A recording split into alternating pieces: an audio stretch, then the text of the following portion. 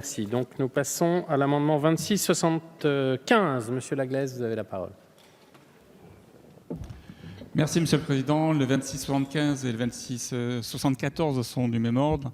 Ils correspondent à une mission que m'a confiée le Premier ministre pour lutter contre la spéculation foncière dans les zones tendues.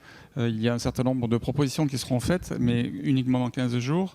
Par contre, ce soir, on peut éventuellement déjà examiner la recherche de fonciers disponibles dans ces zones tendues. Et il y a les fonciers disponibles qui sont sur les toits des immeubles, ne serait-ce que pour surélever de 2-3 étages un certain nombre d'immeubles. Aujourd'hui, il y a une exonération fiscale sur la plus-value, donc sur la cession de ces droits à construire, mais cette exonération fiscale ne sert strictement à rien parce que, en fait, les copropriétés n'arrivent pas à s'entendre. Donc nous proposons de motiver ces copropriétaires en leur disant « vous allez utiliser ces sommes pour la rénovation énergétique de vos bâtiments ». Et cette rénovation énergétique coûte très cher, et donc ça pourrait être une motivation extrêmement importante. Et nous proposons en parallèle d'étendre l'exonération qui s'arrêtait en 2020, de l'étendre jusqu'à 2024. Voilà, c'est extrêmement simple. Je vous remercie, monsieur le rapporteur général. Oui, merci Président. Oui, Monsieur le député. Il y a un petit problème, c'est que comme vous n'indiquez pas d'entrée en vigueur de ce texte, les nouvelles modalités pourraient s'appliquer à des opérations qui sont déjà réalisées. Donc ça provoquerait quelque chose de particulier puisque ça remettrait en cause le bénéfice d'une exonération sur laquelle, bien évidemment, il comptait.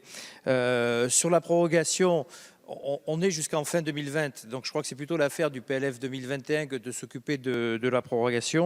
Sur le dispositif que vous proposez et qui me semble intéressant, je fais partie de ces maires qui faisaient du logement même sur les toits de supermarchés, donc je comprends très bien quel est votre souci en la matière. Les obligations que vous indiquez dans votre amendement sont un peu précises. Vous ne dites pas quelles sont les modalités de rénovation énergétique sur tout l'immeuble, la partie privative, quelles sanctions en cas de manquement. Donc moi, ce serait une demande de retrait pour qu'on puisse retravailler votre amendement de façon à ce qu'il tourne, pour appeler un chat dans un langage un peu parlementaire. Monsieur le ministre. Oui, moi je ne reviendrai pas, même en deuxième lecture, sur la prorogation, parce que je crois que le rapporteur général a raison.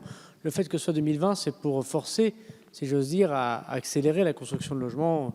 Donc je crois que 2024, c'est un petit peu loin. Bon, donc ça, d'abord, je pense qu'en deuxième lecture, il ne faudra pas qu'on y revienne. Moi, je proposerais bien qu'on y travaille effectivement pour voir quels sont les critères. C'est ce qui manque peut-être le plus à votre amendement, qui a son intérêt, hein, monsieur le député. Si vous le retiriez et si on le discute en deuxième lecture avec un travail, on aura toujours l'accroche, me semble-t-il, pour le faire. En deuxième lecture, je regarde le rapporteur général. Bon, avec mon cabinet rapporteur général, peut-être que nous pourrions faire ça constructif, sinon malheureusement défavorable.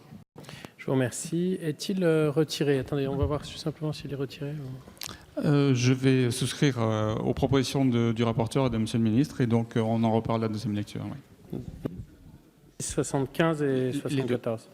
Je vous remercie. Donc désolé, Monsieur Bricout, il n'y a pas de prise de parole sur les amendements retirés. J'en suis désolé, mais vous aurez d'autres occasions, j'en suis sûr.